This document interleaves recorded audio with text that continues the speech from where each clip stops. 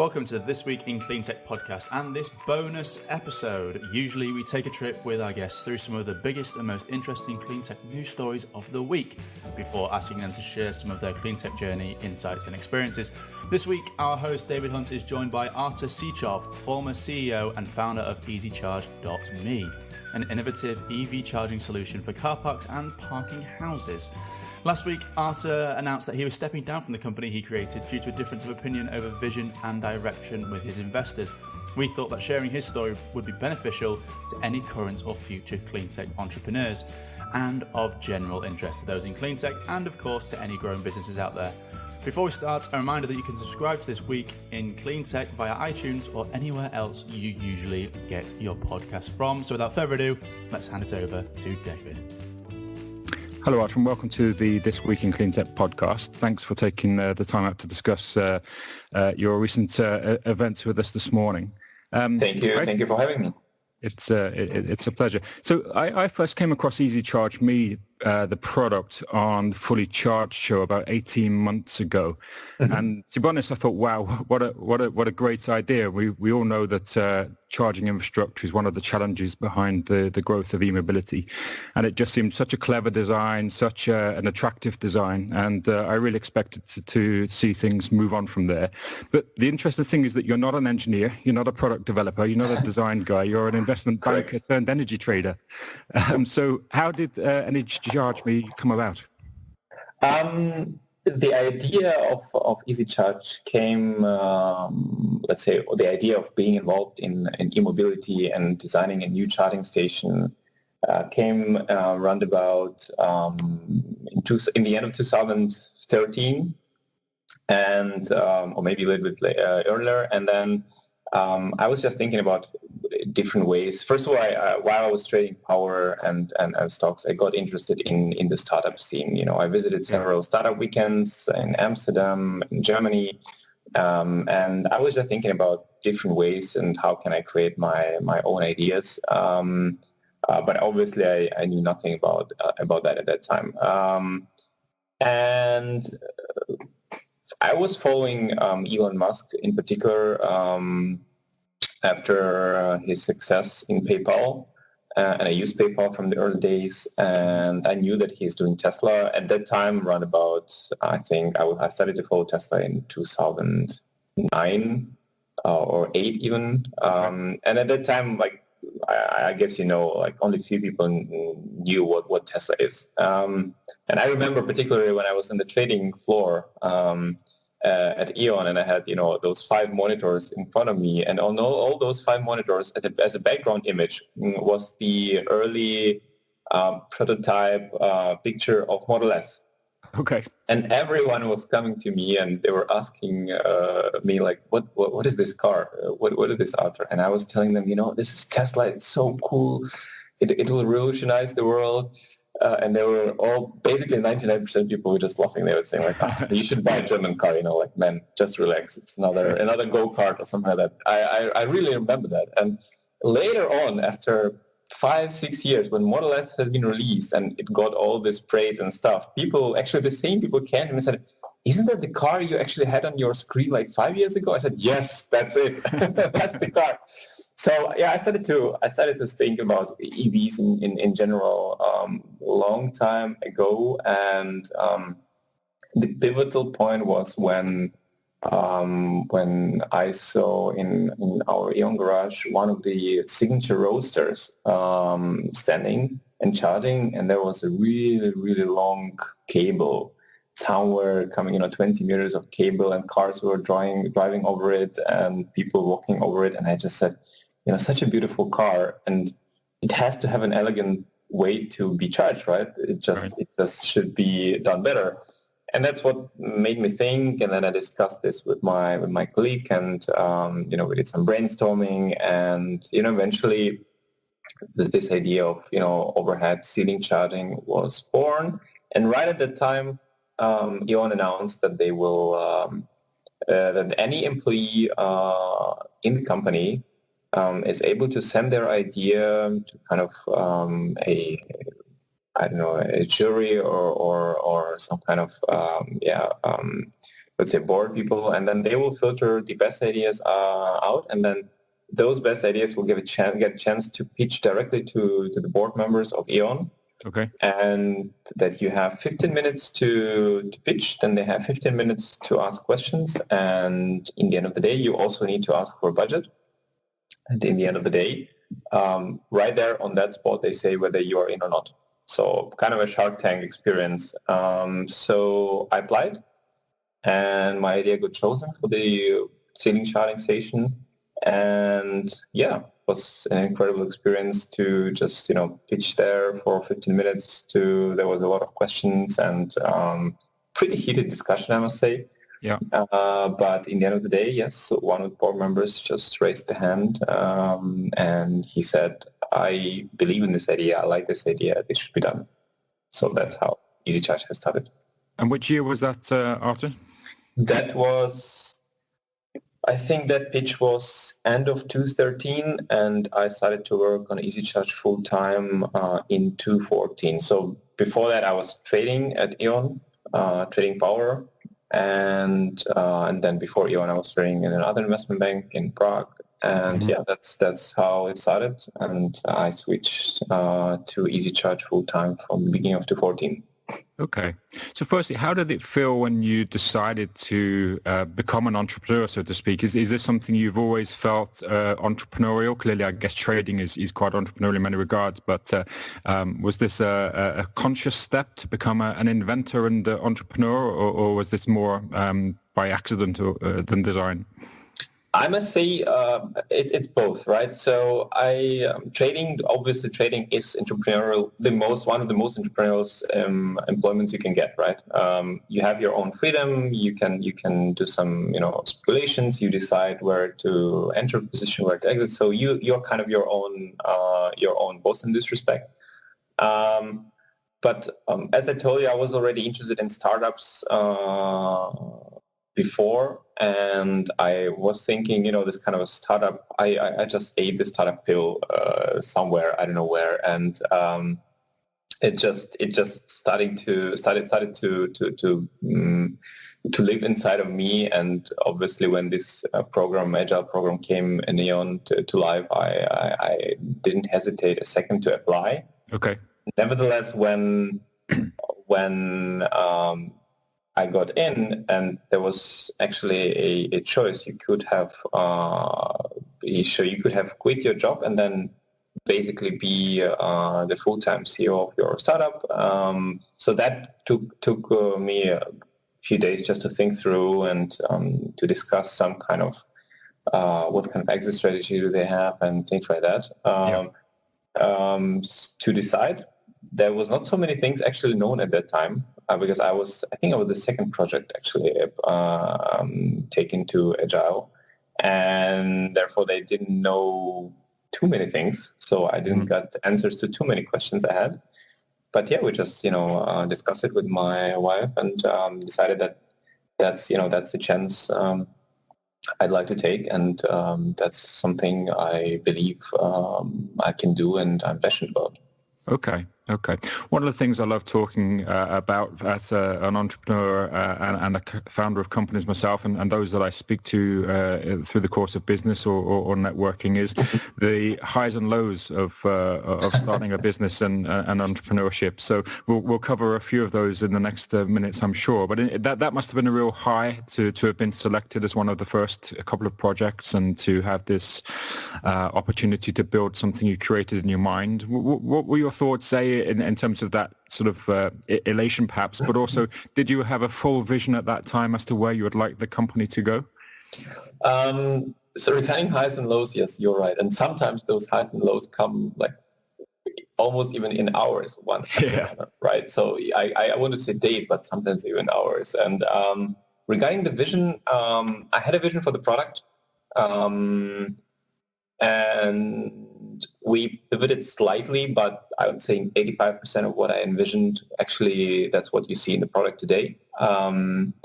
In terms of highs and lows, yes. So that was an incredible moment when, I got chosen there and I got the company and I could, create my own vision. But, after I got chosen, right a few days later or one day later, I had to make a decision, and then I asked, those who ran the project, the program at E.ON, those questions which I needed to be answered before I decided. I asked them like 5 questions, and they knew answers to like 1.5. So there was a lot of uncharted territory for me and for them, and therefore there was pretty healthy dose of risk, involved. But so that was kind of a low. But then, when I took the decision that I'll do it, then it's another high. So yeah, it's a very bumpy road in general, but it's amazing in that respect. Sure. So I think we touched on this when we spoke before. So essentially, you quit your day job. You have now this project, this baby to nurture. You obviously had a budget as part of the process. What were the first few days or first week or so like when you just sat down as, I guess, the new employee of your own company, and you had to then try to realize this vision? What were your thoughts and the first kind of actions you took as starting the business? There were, the process was not as abrupt. So it took a few weeks to transition, then, to set up the office, and then to just meet with the agile team. So the ones who were actually helping us throughout the whole process, to do some administrative things, to help us to brainstorm and things like that. So it was a process, but absolutely. You realize that now you actually, whatever you have pitched to the board, and I had a simple Photoshop picture which I've shown them, which I've created myself, and I showed them, and I said, look, that's how I think that could look like approximately. But I guarantee it will look beautiful and will look great. So now I have to deliver on those words, right? So now I have to actually build this thing and convince customers to buy this thing, and all those connected to it, things to it. So it was kind of a realization of the fact that there is a lot of work to do, and where do I start? I'm not an electrical engineer, right? I have no idea about how a charging station works from internal or even external part. So.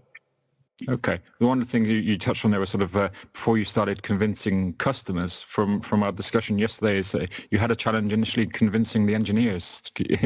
Can you share some of that experience? Yes. So obviously I'm not an engineer, and I am and was a financial guy, but now I'm a bit of an engineer. So I started to think, like, what should I do? So I reached out to some internal and external engineers and electrical engineers, and I started to ask, okay, that's the vision. Can we build that? And where would you start? And then many people told me, majority in the beginning, people told me that, it's just impossible to build. Due to various reasons, it will never work because of some, regulations, and you cannot move the cable like that. And even if it will work, it will never be economically possible to sell, or, many, many obstacles. So I was hearing quite a lot of negativity, not in terms of that people wanted to be negative to me, but they just told me what did they think, right? Yeah. And it got pretty frustrating. I mean, it got scary at some times, but I kept believing myself in terms of, even if I'm not an electrical engineer, I have common sense.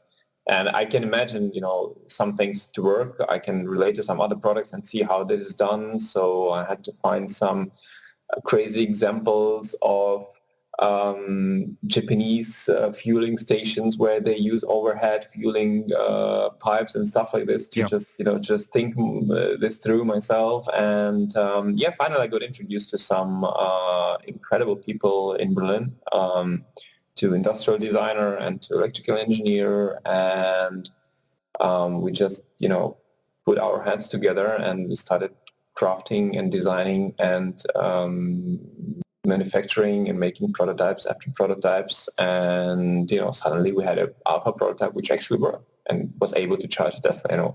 That was a very high moment and a very, very great moment in the whole project. I'm sure. I think that's one of the issues or one of the things to think through. I mean, we at Hyperion work with massive global entities, but more so with startups. And I think that mentality, not just the financial mentality, but the engineering mentality of, and I don't just pick on Eon in this instance, but sometimes of this can't be done because we haven't done it before, which is very alien to the entrepreneurial mindset of, it must be able to be done because it needs to be done. But it's very interesting that you went to, as you say, you outsourced a number of elements of the business, not obviously partially from a budgetary point of view, but also to bring in that sort of more agile mindset. Would you say that's correct? Absolutely. So in the beginning, I had to decide, right? So there were other projects, and I had to make a decision. So I had some budget, and the let's say the challenge was, how do I utilize the budget in a way that, first, for myself, I set two goals. I said I want to have full control of the budget at any given moment of time. Meaning, if I need to pivot, I need to be able to pivot fast and cheap. Yep. That was number one thing I said to myself. Number two, I needed the budget to last some time to make sure that the product will be ready, and my own salary was coming from that budget as well. So I need to make sure that at least some point of time, that we need to last some amount of time. So, given those things, I decided to not hire full-time employees for EasyCharge.me, and I said I'll outsource as many things as I can. Yeah. And as I said, when I was introduced to those two different companies, I realized that that could be done. And I worked the whole time like that, the whole project. So many things I did myself. Many things we did with industrial design studio, with the electrical engineering company, and step by step we came close and we actually created this product. So yeah. Super. Okay. And during those periods of time where the product was moving from the Photoshop image to a realized and working prototype, what was the involvement or the relationship with the parent company, the investor, the funder, in terms of their interaction or their involvement with the product or level of support? I must say in the beginning so for them it was also a learning curve, right? And they were trying to help, but also they were trying to challenge us all the time, right? We had a lot of freedom in terms of decision making. Not all came naturally. Some freedom I had to fight for, but that's fine. That's fun. Part of the startup life. You have to kind of chart your own territory and say that that's what I want to do and stuff. So I think they tried to help, and if we reached out to, for example, we get quite a lot of legal support if we needed to.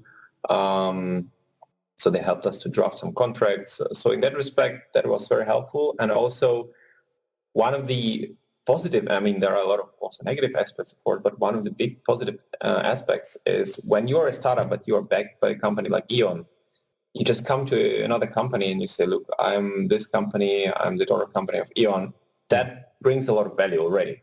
That brings a lot of trust to you as a startup, so you can easily work with other companies. Yeah. And that helps. That definitely helps. And that is one of the great things, of course, in terms of being a daughter company of such a big corporation. Sure. Okay. One of the things I actually read, I think it was in the HBR review recently, was around startups who had been with co-founders, essentially. So it was like a lone startup versus a co-founding situation. So I've been involved in both. Obviously, this was your first route into this marketplace. It can be quite lonely. Was that something you were challenged by? Did you ever at some time think about bringing on a sort of a partner or a business partner or a sort of a right-hand person? I did actually all the time. The point is, I didn't want to bring someone just to bring someone, but it has to come naturally, right? It has to come. You have to find this person. You have to know this person, and to be honest, I didn't find such a person throughout the project. I tried, but I must say that those people, the industrial designer, Fax Windows and Robert Weiro from those Berlin companies, they actually were kind of unofficially my co-founders, my sparring partners for all those thoughts. They became the part of the hub where we were thinking like one person and challenging each other and doing creative work. So, once that happened, I kind of felt that I don't need an urge to find someone. And the same was with the employees. I mean, there were many agile startups at E.ON at that time already, and I saw that many project CEOs, many CEOs of those companies, they just decided to.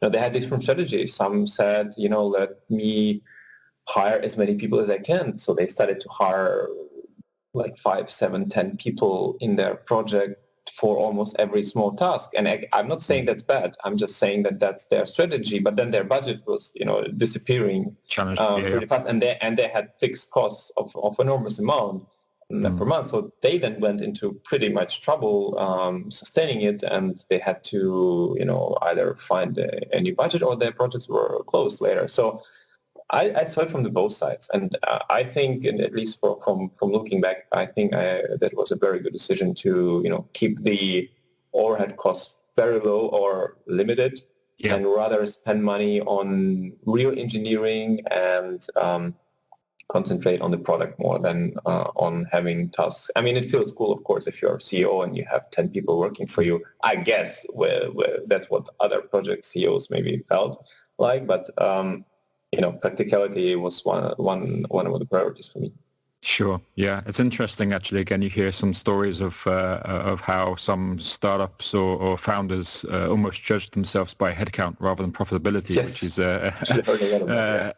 speaking as a recruiter, I still don't advocate that as a as a benchmark, but it is a challenge, of course, and we work with a number of companies who, as to when, how, and where do you bring on board that first employee? But of course, certainly outsourcing in the first instance to keep costs low is a great way to stretch out the budget. You mentioned, of course, having the name of E.ON behind you was useful to open doors or to give some sense of credibility, and perhaps there were some other advantages of having E.ON behind you in the last couple of years, but also before we sort of move on to your exit, but generally in the first couple of years, some of the challenges as well as the upsides of being sort of paired with or partnered with a big company like E.ON? Absolutely. I mean, let's be honest. There are always upsides and there are always downsides, and the result is like where is more on upside side on the downside. But in principle, what are the downsides? Decision making takes a lot of time. Okay. So again, as we said, sort of ups and downsides as you would expect, but we'll elaborate on some of those again shortly. But in terms of successes, because clearly you've gone from a photoshopped image, something in your head, you've worked with these guys now to define a prototype which looks pretty much how you envisaged and clearly does the job. It charges a vehicle. What are the successes, or how far did you manage to progress the product until this point? So the product today is a fully ready product, and it's being was sold to customers. So it's a product which is ready to be mass manufactured at a very competitive price, and it's a product which performs very well. We did testing, extensive testing with the customers. We have some charters which are already, I think, almost three years in the public space, in open public space. Being used daily. We had no mechanical problems with that. So the product is, I'm very proud of this product at this point. Yeah. And again, on the podcast website, we'll point a link to that fully charged episode where you're able to sort of articulate and have a look at the product. It does indeed look amazing. I mean, again, how did that feel? Because that was relatively early in your journey to have. I appreciate fully charged wasn't quite as popular then as it is now, as the mobility transition has moved, but still it was a good platform. How did that feel? Robert was superstar already that. I mean, I must say for me it was a surreal experience because I watched fully charged from the moment I think they had, I don't want to lie, but something like 40,000 subscribers. Yeah. And I knew Robert from Red Dwarf, right? Series. Yeah. And, I just watched it. It was something, it's the same with the Tesla Model S, because I got to drive one later on, and it's the same with Robert. It was something so far away, something impossible to reach. And I was always looking at those people who were featured in his episodes, and I was thinking, well, wow, great guys, achieving amazing things. Maybe one day I'll be able to share my story. But I never thought about it like, that EasyChat would be that story. I just always thought, it has to be something different. And then when we were ready with the product and we were launching it to some of the Uniper customers, and we had this big launch event, or big, moderate, let's say, launch event in Berlin, I just reached out to Fully Charged, and I said, guys, Robert, maybe if you feel so, maybe you'll come and visit us, and I can show you my invention. And he replied, he just replied, and he said, yeah, Artur, I actually was watching your product already for some time, and yeah, I'll be happy to come. So that's how it happened, and I didn't believe my eyes when I saw the email, and then we just agreed on the details, and it was super fun to meet Robert. Great team. A very dedicated team, and that's why they're becoming so popular, because they put a lot of work into production. I remember particularly when we were filming it, we had a lot of fun by filming it, of course, and in a very positive atmosphere. And but it was kind of we stopped here and there, and we filmed some parts. And when we finished, I was not able to imagine like how will be the end result will look like. And when I saw the episode, how smooth everything was, and how the story, was told in a smooth way, I must say the cameraman and the editing guy, Mark, he did an amazing job. And I said, "Wow, is that me?" Okay, so yeah, it was a great experience. I'm thankful for Fully Charged team to come and check EasyCharge. Sure. No, they're cool guys, and they're a really good team, as you say. But I guess at that point, it's easy to envisage that you would then feel that things would catapult, because again, as we say, it's perhaps not entirely mainstream, but it was a good platform. It was a very good demonstration of the capabilities of the product. Were you expecting at that time perhaps that sales or the elevation, the promotion of the product would escalate? It actually did. So we've started to get a lot of inquiries from different people, positive comments, and 99% of people were super positive about that. There were some investors inquiring, but everything takes time, and it's we had a lot of interest from US, but we were not able to sell to US because the product needs to be changed to sell to US, and we were not ready to kind of deliver there. But it ended up in some sales for us. But more importantly, it kind of gave EasyCharge this status of, going from some gimmicky small startup to a company which is taken seriously. So I'd like to sort of move towards some of the learnings, but perhaps it'd be good to start with, because I was shocked last week when I saw you made the announcement that you were moving on and had to step away from the business, and obviously reached out to you at that time. We've obviously spoken and met a few times, but what are you able to share about that situation and how you came to that decision? It was not an immediate decision, and I'd say I just came to the decision organically. In a nutshell, it's basically, the project or my company has been started under one management, then continued under another management. Managers, they change all the time in big corporations. Right.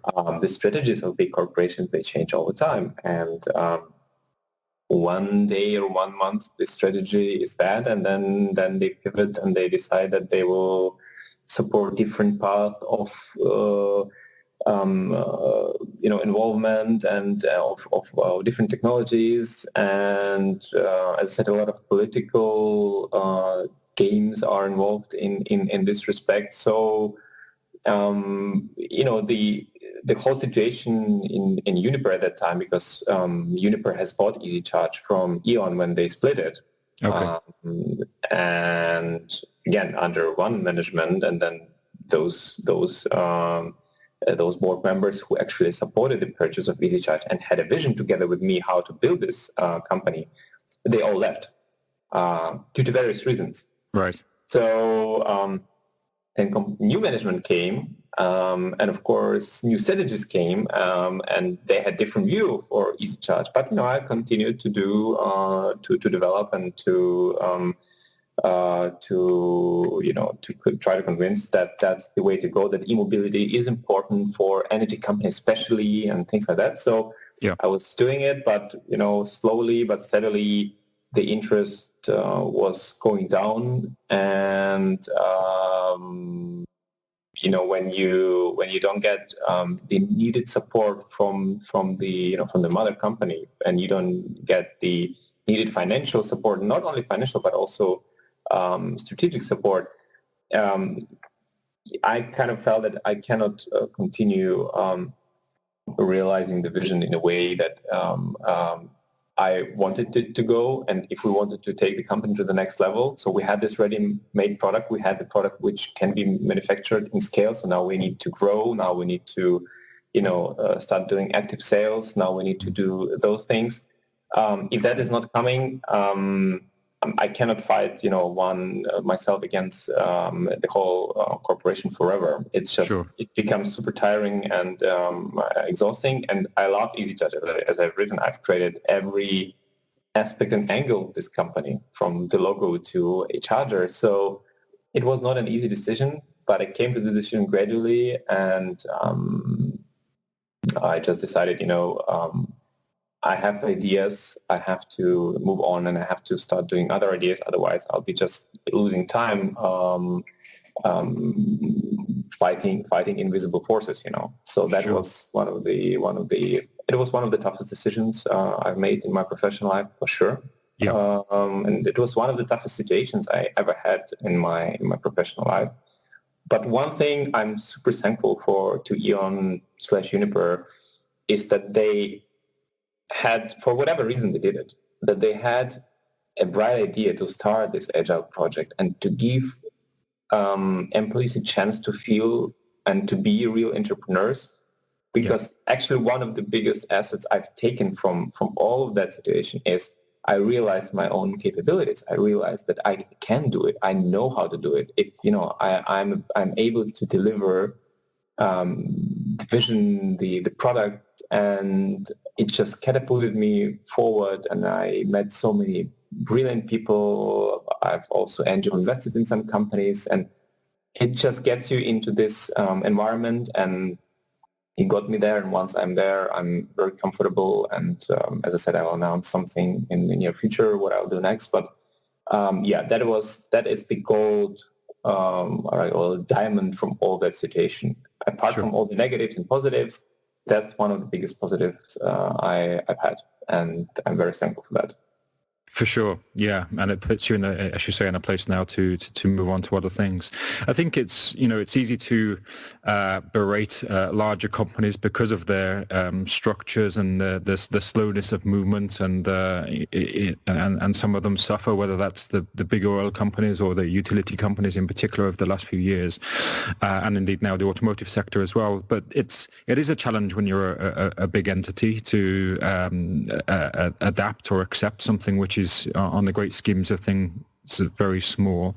I think there's an awful lot of, as you know now, institutional investors and these big corporations who have now separate investment arms, which is slightly different from the funding mechanism behind EasyCharge Me. Right. And it looks like they understand that they need to be different and they need to be agile, to choose that phrase, or to be more hands-off as investors. But are there any particular, I guess, tips or advice or sharings that you can offer to institutional investors as to the trying to find that balance between, of course, managing your investment, but equally giving legs to the entrepreneurs running the invested company? Absolutely. I would say I have some advice for people who actually want to become intrapreneurs or entrepreneurs inside big corporations. I'd say agree on so really want to know things up front, and agree on those terms up front, and ideally put that in the contract.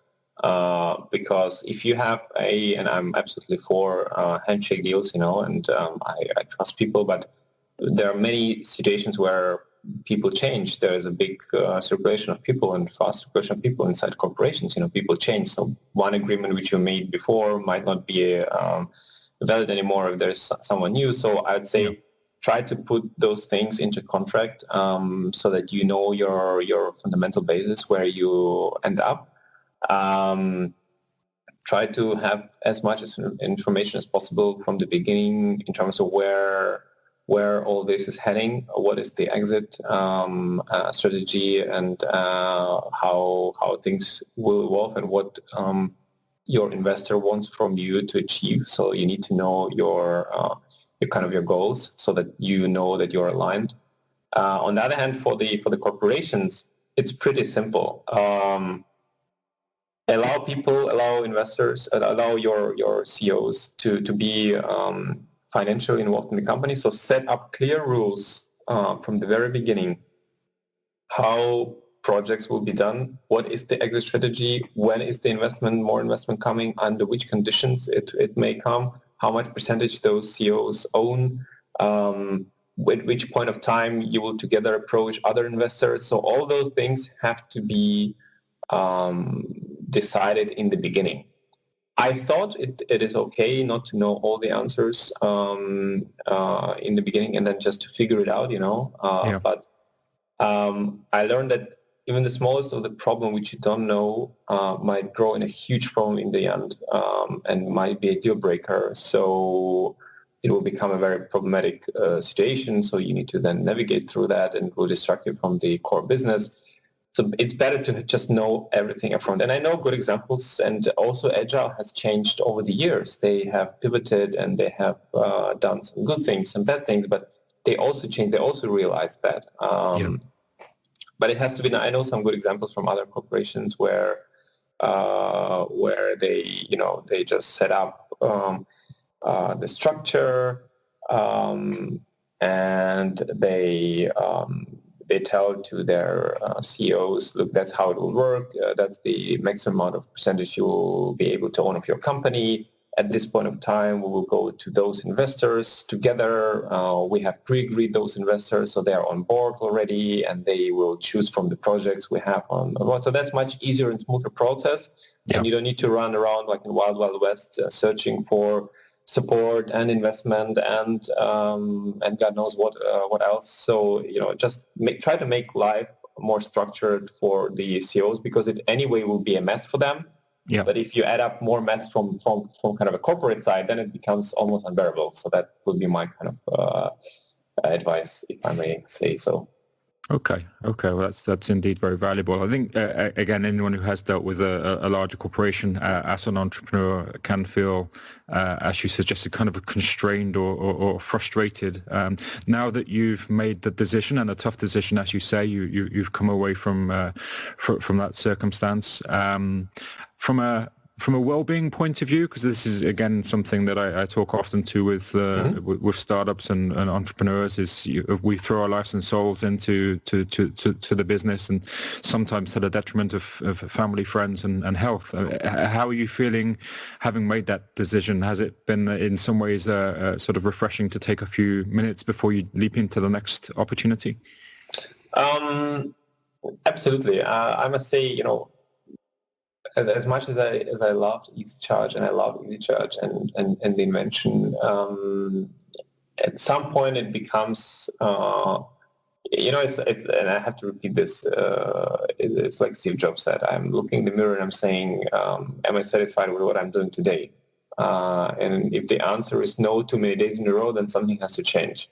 Yeah. So for me, the answer started to be no at some point, where I was focusing more on internal discussions rather than actually building the product and growing the company, then just stopped to make sense, and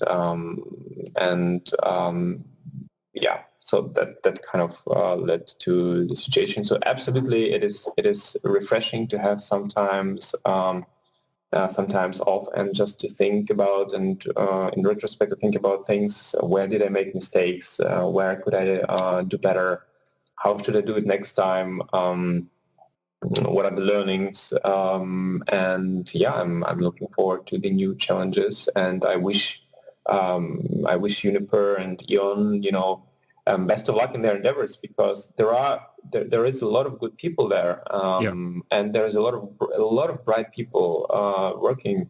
But I really hope that those companies will manage to structure their business in a way that they actually allow those people to shine, and not get lost in the corporate political game. So that is absolutely a must. If some companies want to change, they have to start changing from the very beginning, from the very top to the bottom. Okay.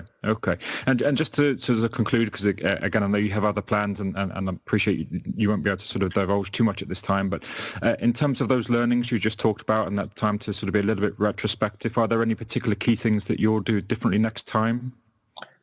A lot, sure. I even though I made good decisions in the beginning in terms of budgeting, so we were able to develop a charging station in a very, very agile budgeting way, and with the suppliers, with the testing and manufacturing and stuff. We did a good job, but there's a lot of room for improvement, especially in terms of structuring the company.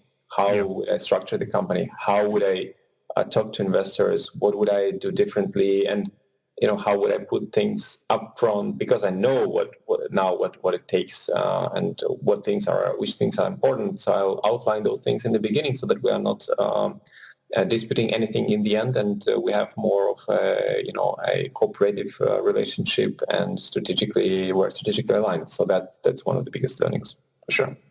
Cool. Okay. Well, listen, Artur, it's been a pleasure talking to you. Thank you very much for being open and sharing some of your thoughts and experiences over what's been, as you say, it's a tremendous roller coaster of joy and frustration creating your own business and what I still think is a fantastic product. We'll put the various links to the Easy Charge Me YouTube